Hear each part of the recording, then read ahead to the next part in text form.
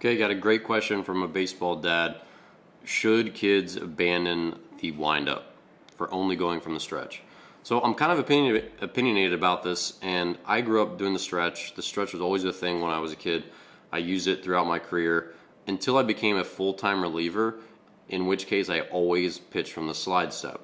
So I definitely suffered from when I would go from the windup to the stretch.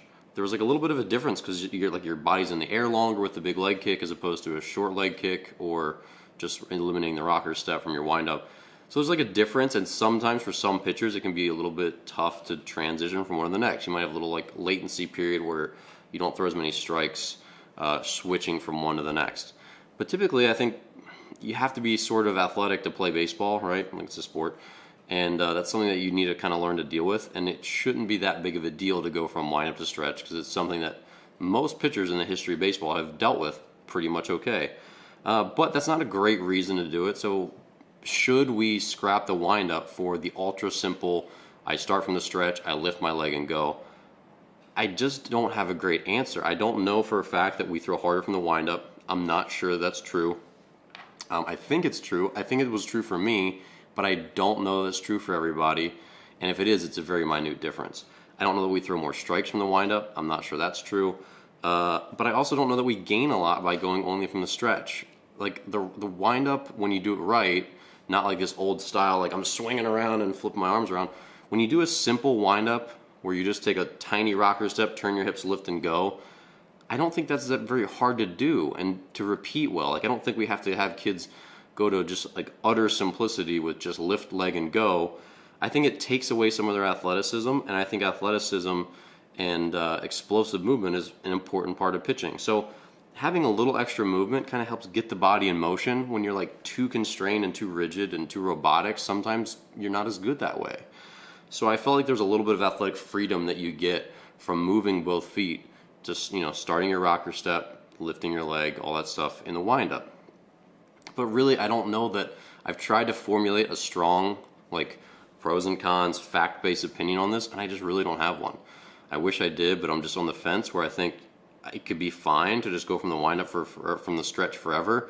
You definitely can't go from the slide step for forever, so even if you go from the stretch and you scrap the windup, you're still going to have to do a slide step with runners on base. So you're going to have two different deliveries regardless. So you're going to have to still deal with two different deliveries. So it's not like you're going to be eliminated with this. You're going to eliminate the problem altogether with transitioning from high leg kick to low leg kick. You're still going to have to do the slide step sometimes. And it does not make sense to do the slide step for 100 pitches a game as a starter. That does not make sense. It's much tougher to stay on track, to keep your velocity from the slide step. That's not a good solution.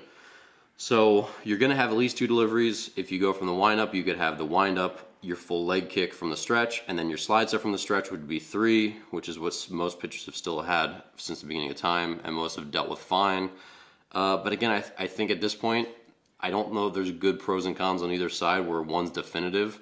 So I think it ends up being what's right for you.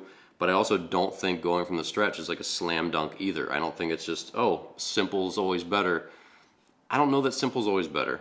Being an athlete is good, and having like one little step to call that evil that we need to scrap the windup I think is a little excessive. And if you can't throw strikes by taking one little rocker step from the windup, then I just don't think you're going to be a good enough athlete to be a good pitcher anyway.